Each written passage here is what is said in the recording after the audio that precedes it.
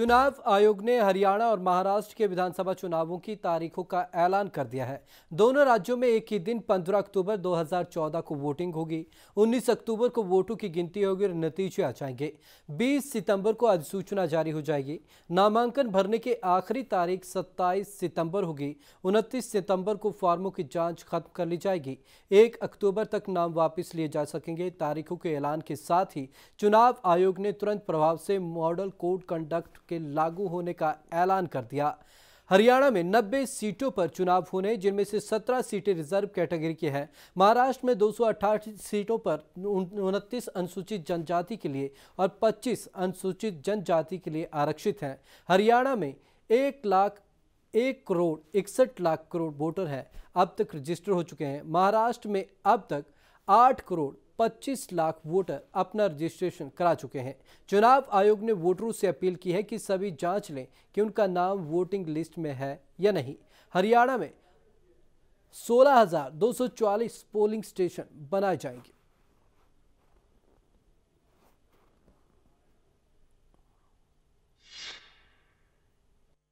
On 15th October, which is Wednesday. For both the states? Yeah, for both. It's only one day poll in both the states. This is for Haryana and One day. Maharashtra. Haryana एक and दिन का poll Maharashtra. है। Yes, एक दिन का polling that is on 15th of October. the 15th of October. And counting on 19th October. Counting है 19 तारीख को। 19 तारीख को अक्टूबर। Yeah, before Diwali. आइए अब आपको सुनाते हैं क्या कहना है प्रदेश के सियासी दलों का। तैयारी है और जो माहौल है आज प्रदेश में, जिस प्रकार से हर वर्ग का समर्थन मिल रहा है, हमने जैसे पूरे हरियाणा में गए, मैं और अध्यक्ष जी सब पूरे हरियाणा में हम मीटिंग भी करके आए और 65 के करीब हमने जनसभाएं की हैं और जिस प्रकार से जन समर्थन मिल रहा है हमारे को, उसके आधार पर मैं कह सकता हूं कि हरियाणा में तीसरी बार कांग्रेस पार्टी की सरकार बनने जा रही है। लोगों ने मन बना लिया है और क्योंकि वो जो 10 साल कांग्रेस पार्टी की सरकार रही, कार्य कर रही है हरियाणा में, हर वर्ग इससे संतुष्ट है और जो हरियाणा ने विकास किया है पिछले 10 साल में, ये मतलब पिछले 60 साल में इतना विकास नहीं हुआ जितना पिछले 10 साल में हुआ है। तो तीसरी बार भी कांग्रेस पार्टी की सरकार बनने जा रही है। इलेक्शन कमीशन का सबसे पहले शुक्रिया अदा करते हैं क्योंकि पिछले 1 महीने से लगातार कम से कम हरियाणा के लोग और मैं समझता हूं कांग्रेस पार्टी इंतजार कर रही थी उस दिन का जिस दिन हम एक बार फिर चुनावी समर में उतरेंगे। आज उसकी औपचारिक घोषणा हुई है। संगठन पूरी तरीके से मुस्तैद है। पार्टी में तो कोई गुटबाजी नहीं है, पूरी तरीके से पार्टी एकजुट है और मैं समझता हूं कि सबकी शक्ति को सही दिशा में चैनलाइज करते हुए हर हमारे नेता का भी सम्मान होगा, हर कार्यकर्ता का सम्मान होगा और उनके माध्यम से हम संगठन को और पार्टी को सोनिया जी और राहुल जी के नेतृत्व में एक बार फिर प्रदेश की जनता के माध्यम से ये तोहफा दें। हम स्वागत करते हैं इस बात का कि इलेक्शन कमीशन ने डेट डिसाइड कर दी। बहुत समय हमारे मुख्यमंत्री को इस दौरान मिला कि उन्होंने इलेक्शन की डेट ना डिसाइड होने की वजह से अनेक ऐसे फैसले किए जिनका कोई मतलब और महत्व नहीं था।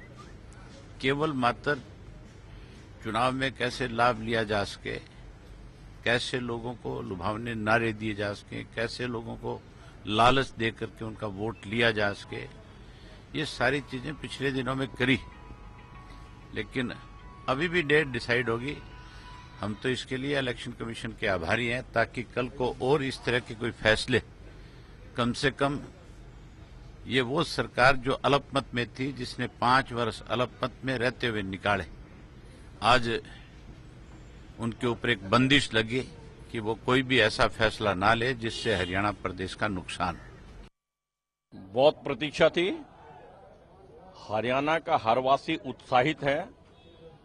इसी तिथि की प्रतीक्षा थी और हमने हरियाणा के चुनाव की हर एंगल से पूरी तैयारी कर रखी है। हरियाणा का वातावरण पूरी तरह से भारतीय जनता पार्टी के पक्ष का वातावरण बना हुआ है। बदलाव की आंधी चल रही है। चुनाव के लिए तीनों पहलू पर हमने पूरी तैयारी की है। निश्चित रूप से स्पष्ट बहुमत से भारतीय जनता पार्टी की सरकार हरियाणा के अंदर बनाएंगे। दुनिया की कोई ताकत इसे रोक नहीं सकती। चुनाव की तारीख घोषित होने के बाद सरगर्मियां हरियाणा में तेज हो गई हैं। ऐसे में राजनीतिक दलों के साथ साथ चुनाव आयोग ने भी कमर कस ली है। आयोग विधानसभा चुनाव में सभी उम्मीदवारों पर पैनी नजर अब रखेगा। चुनाव प्रचार में होने वाले खर्च का हिसाब किताब उम्मीदवार चुनाव आयोग को तो सौंपते हैं ही, अब आयोग व्यय पर्यवेक्षकों के जरिए भी खर्चे का हिसाब रखेगा। चुनाव में निर्धारित सीमा से ज्यादा खर्च करने की चाह रखने वाले उम्मीदवारों के लिए ये बुरी खबर हो सकती है। आयोग ने चुनाव में उनके द्वारा किए जाने वाले खर्च पर अपनी नजरें गड़ा दी हैं।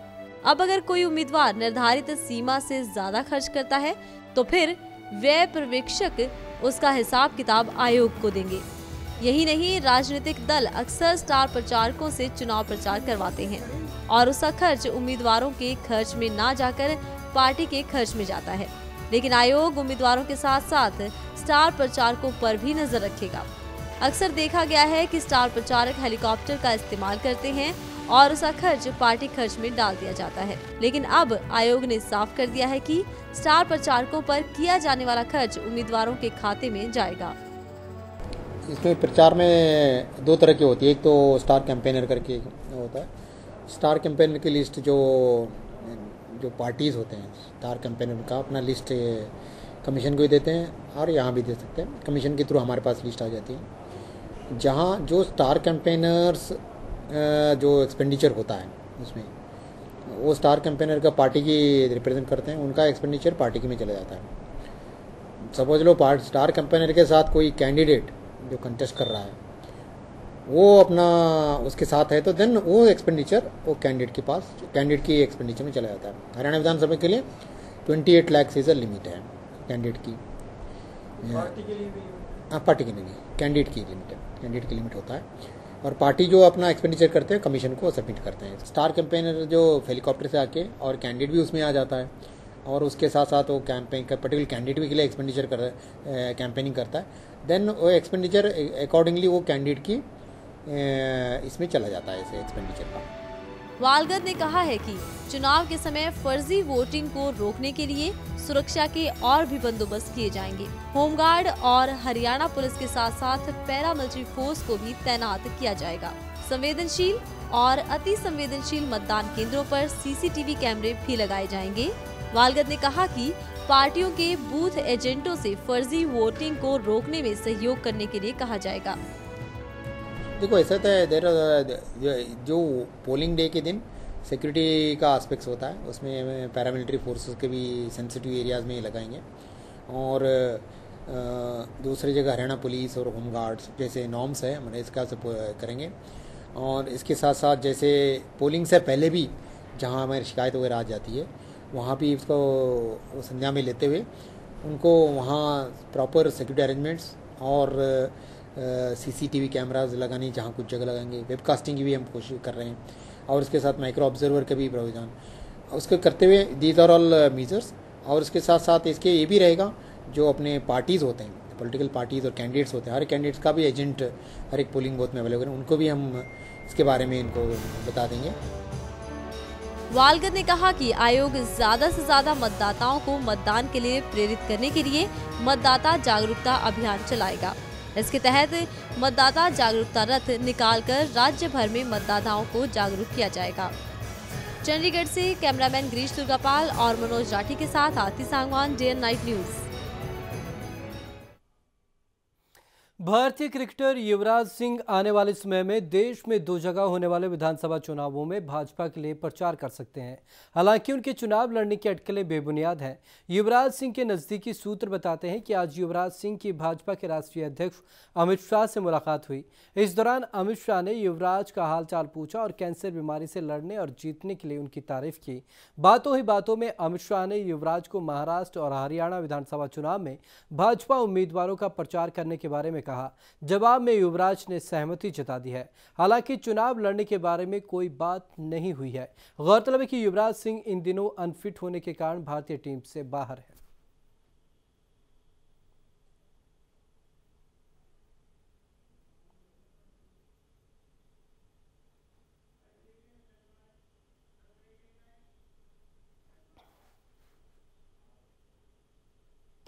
अंबाला शहर सीट कई मायनों में अहम मानी जाती है, इसलिए सीट से अभी तक किसी भी पार्टी ने अपने प्रत्याशी की घोषणा नहीं की है, जिसका एक कारण यह माना जा रहा है कि सीट से पिछले 10 सालों से विनोद शर्मा जीते आ रहे हैं। विनोद शर्मा हरियाणा की राजनीति में बड़ा नाम है, इसलिए सब पार्टियां हरियाणा जनचेतना पार्टी के उम्मीदवार की घोषणा का इंतजार कर रही हैं।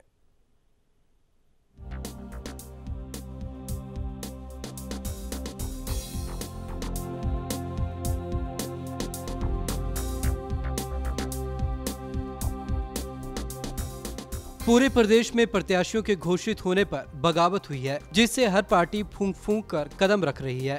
ताजा विद्रोह भारतीय जनता पार्टी में छिड़ा है। अंबाला शहर सीट से अब तक एक भी राजनीतिक पार्टी ने अपने उम्मीदवार की घोषणा नहीं की है। शहर विधानसभा से भाजपा, इनेलो और कांग्रेस के कई प्रत्याशी टिकट की मांग कर रहे हैं। राजनीतिक के जानकारों की माने तो यह सीट पूर्व केंद्रीय मंत्री और जनता पार्टी के अध्यक्ष विनोद शर्मा 10 सालों से जीतते आए हैं और उनके कार्यकाल के दौरान हुए कार्यों का भी मुकाबला नहीं, इसलिए सभी पार्टियां अपना प्रत्याशी सोच कर उतारेंगी। मैं समझता हूँ सबसे बड़ा कारण इसका ये हो सकता है कि अंबाला जो है एक शुरू से ही पॉलिटिकली जो है बैकवर्ड इलाका माना जाता है और ये बॉर्डर पर है, हरियाणा पंजाब के बॉर्डर पर है। उधर जहाँ तक अंबाला की बात है और विनोद शर्मा जी की हम बात को लें तो विनोद शर्मा जी एक हैवी वेट कैंडिडेट रहे हैं। हाँ बिल्कुल, हर एक पार्टी ये चाह रही है कि आज के समय के अंदर कि जो कांग्रेस पार्टी है, भाजपा है और अपना लोकदल है कि भी विनोद शर्मा जी के मुकाबले के अंदर कोई हैवी वेट कैंडिडेट उतारा जाए ताकि ये मुकाबला आसान हो सके। कारण ऐसा है कि यहाँ पे जो विनोद शर्मा एमएलए रहे, 2 बार जीत चुके हैं, वो हैवी वेट नेता हैं और उन्होंने काम भी बहुत कराए हैं। इन्हीं की वजह से, विनोद शर्मा की वजह से वो अपना कैंडिडेट नहीं डिक्लेयर कर रहे कि शर्मा जी पहले डिक्लेयर करें कि वो यहाँ से कौन कैंडिडेट है, उसके बाद ही वो पार्टियाँ जो है वो कैंडिडेट डिक्लेयर कर सकेंगे। हरियाणा जनचेतना और हरियाणा जनहित कांग्रेस के गठबंधन से कई बदलाव दिखाई दे रहे हैं। हर पार्टी सोचकर बगावत से बचते हुए अपने उम्मीदवार घोषित करना चाहती है। हरियाणा जनचेतना पार्टी का कहना है कि सभी पार्टियां HJCP की घोषणा का इंतजार कर रही हैं, लेकिन पार्टी सिर्फ अंबाला से ही नहीं पूरे हरियाणा के एक साथ उम्मीदवार घोषित करेगी। नहीं, सारी लिस्टें तो पूरी कहीं भी डिक्लेयर नहीं हुई है, किसी पार्टी की भी पूरी लिस्ट डिक्लेयर नहीं हुई है। या तो फिर वो हमारे अलायंस की वेट कर रहे होंगे कि हम अनाउंस करें, उसके बाद वो अनाउंस करें। दूसरी तरफ भाजपा और इनेलो का कहना है कि उनके प्रत्याशी ही जल्द मैदान में होंगे। उनकी गेंद हाईकमान के पाले में है। हाईकमान का जो फैसला होगा वो सबको मान्य होगा। हम अपने पार्टी का अपने स्तर पर विचार कर रहे हैं और जब हम उपयुक्त समझेंगे हम अंबाला शहर की सीट का भी घोषणा कर देंगे। जब जनरल आगे चलता है तो सारी फोर्स उसके पीछे चलती है। आज कांग्रेस के जैसे हालात दिख रहे हैं, जैसे अशोक तंवर जी ने चुनाव ना लड़ने का अपना प्लान बना लिया है, वो प्रदेश अध्यक्ष होते हुए चुनाव नहीं लड़ रहे हैं, तो अंबाला शहर से कांग्रेस का टिकट लेने वाला आज की डेट में कोई नहीं है। उसके बाद यदि भारतीय जनता पार्टी की बात करी जाए तो ये भगोड़ा जमाखोर पार्टी बनकर रह गई है। आज इनका भी टिकट लेने वाला कोई आदमी नहीं है।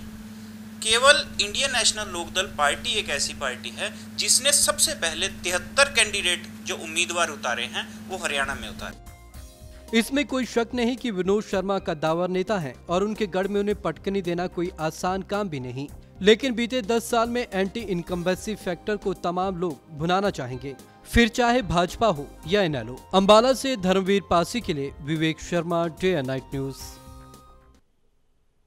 भाजपा में टिकट घोषित होने के बाद बगावत के सुर तेज हो गए हैं।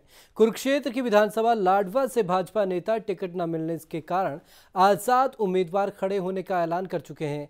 काका जितेंद्र खुरबदन भाजपा के कद्दावर नेता हैं। उनके बगावती सुर से लाडवा में भाजपा के लिए राहें मुश्किल हो सकती हैं। जितेंद्र लोकसभा चुनाव से पहले भाजपा में आए थे और लोकसभा की टिकट न मिलने के बाद विधानसभा की तैयारियां कर रहे थे, लेकिन वह टिकट भी भाजपा ने उनको नहीं दिया, जिससे हताश होकर जितेंद्र काका ने भाजपा को घमंडी बताते हुए निर्दलीय चुनाव लड़ने का ऐलान कर दिया है।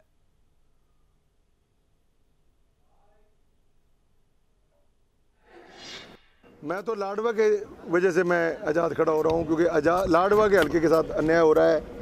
लोकसभा का कैंडिडेट भी हमारा बाहर का है, एमएलए का कैंडिडेट भी हमारा बाहर का है। आज हमारे कुछ आदमी मेरे पास, कल भी मेरे को SMS आए वो कश्मीर में फंसे हुए हैं, तो किसके पास मदद मांगेंगे। मेरे पास ताकत होती तो आज मैं उनके पास हेलीकॉप्टर भेज देता, उनको वहाँ से चढ़वा के ले आता। आज मैं क्या करूँ। आपको क्या लगता है भाजपा भी कांग्रेस की तर्ज पर चलने लगी है? अहंकार, भाजपा में अहंकार बहुत आ गया। पंचकूला की एक विवाहिता से रेप के आरोप में 4 लोगों को गिरफ्तार किया गया है। संतोष नाम की महिला को कुलदीप नाम के युवक द्वारा शादी का झांसा देकर पहले तो करनाल ले जाया गया, लेकिन करनाल ले जाकर कुलदीप ने महिला के साथ दुष्कर्म किया। यही नहीं, उसके बाद कुलदीप के साथ गए लड़कों ने भी दुराचार की कोशिश की, लेकिन महिला किसी तरीके से बच निकली। शुक्रवार को रेप के मामले में 4 युवकों को करनाल पुलिस द्वारा गिरफ्तार कर पंचकूला पुलिस के हवाले कर दिया गया। पंचकूला सेक्टर 17 के राजीव कॉलोनी में रहने वाली संतोष का कहना है कि कुलदीप उसे कोर्ट मैरिज के बहाने करनाल ले गया, लेकिन करनाल पहुंचने पर कुलदीप ने चलती गाड़ी में उसके साथ रेप किया और बाद में उसके साथ आए युवकों ने भी दुष्कर्म करना चाहा, लेकिन वो किसी तरह बच निकली। मेरे को धासे में लेके गया कुलदीप कि मैं तेरे से कोर्ट मैरिज करूंगा। 4 बंदे इसने इंदिरा कॉलोनी से उठाए सर, तो इसने मेरे को लेके करनाल में ले गया नदी के पास सर। नदी के पास ले जाके इसने छुरा निकाला सर। पहले इसने मेरे साथ गलत कर्म किया कुलदीप ने सर।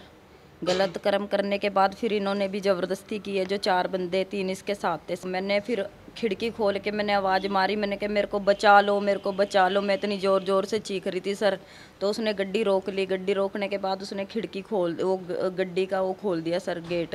फिर उसके बाद मैं भाग गई वहाँ से, तो कुलदीप मेरे को पकड़ने लग गया सर। देखो मेरे सर जी, मेरे को मारने की जान से पूरी कोशिश की गई। पंचकूला पुलिस के मुताबिक संतोष का 2 साल से कुलदीप के साथ संबंध है। बुधवार को कुलदीप 3 लड़कों के साथ उसे करनाल ले गया था। लड़की के चिल्लाने पर करनाल सेक्टर 4 के लोगों ने पुलिस को फोन किया, जिसके बाद पुलिस की गाड़ी देख वो पीड़ितों को छोड़कर भाग गए। 4 लड़के यहाँ से ले गए थे। कुलदीप नाम का लड़का इसके साथ 2 साल से पहले बता रही भी हमारे रिलेशन थे, और इसको शादी करने का झांसा दे करके करनाल ले गया कि मैं कोर्ट मैरिज करूँगा आपके साथ। कुलदीप जो लड़का है, इसने चलती गाड़ी में इससे रेप किया। जो 3 लड़के और 3 इसकी हेल्प करी, कपड़े कपड़े निकलवाए। उन्होंने भी कोशिश की, बट इसी लेडीज ने उन्होंने नहीं दिया। तो उसके बाद ये सेक्टर 4 की तरफ भागे। जिन लोगों ने इसको देखा था गाड़ी में नीचे फेंकने लगे थे नदी में, उन्होंने 100 नंबर पे कॉल कर दिया करनाल में। पुलिस ने पीछे लगी। जब इन्होंने देखा भी पुलिस आ गई, तो ये इसको लेडीज़ को वहाँ सेक्टर 4 की तरफ छोड़कर भागे। वहीं मुख्य आरोपी कुलदीप के मुताबिक उसने रेप नहीं किया है। उसका कहना है कि संतोष ने उसे फंसाया है, उससे कई बार ब्लैकमेल करके पैसे लिए हैं और जबरदस्ती उससे शादी करना चाहती है। वहीं संतोष का कहना है कि अफेयर के चलते एक बार एबॉर्शन करवाने के लिए कुलदीप के घर वालों ने ही पैसे जबरदस्ती दिए थे।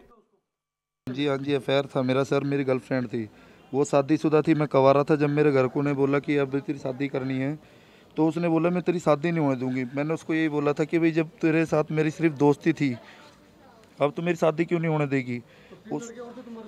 उसने यही बोला है कि भाई अगर मेरे नहीं तो किसी के नहीं हो सकते, मैं 10 साल के लिए फंसवाऊंगी सर। उसने 2 बार तो 16 की चौकी में मेरी रिपोर्ट भी करी। 10,000 एक लिया उसने, 15,000 एक लिया मेरे से। हाँ जी, जब मैं प्रेग्नेंट थी, इसके बच्चे की माँ थी सर, तब मेरे को इसकी मम्मी ने 2500 रुपये दिए थे। इन्होंने 10,000 की बात की थी सर। मैंने कोई 10,000 नहीं लिए, मैंने 2500 रुपये लिए थे, और तब मैंने सफाई कराई थी सर। आप शादीशुदा हो? कहाँ पे आपकी शादी? हाँ जी, मेरी शादी पहले हुई थी जी जीरकपुर में। मैं 4 बच्चों की माँ हूँ। जानकारी के मुताबिक संतोष एक विवाहित महिला है और इसके 4 बच्चे भी हैं। वहीं पीड़िता समेत सभी आरोपियों का मेडिकल करवाया गया है। पुलिस आरोपियों पर धारा 360, 323, 375, 511, 506 और 34 IPC के तहत पर्चा दर्ज कर तफ्तीश में जुटी हुई है। कैमरामैन श्रवण कुमार और प्रियंका नेगी के साथ रूपक Sharma, day and night news. Haryana समाचार में अब तक के लिए बस इतना ही। मुझे दीजिए इजाजत। नमस्कार। खबरों की दुनिया में आइए, हमारे साथ कहीं भी और कभी भी जुड़िए। हम मिलेंगे फेसबुक पर, हम दिखेंगे यूट्यूब पर, हमें फॉलो कीजिए ट्विटर पर। खबरों के साथ बने रहिए रात दिन।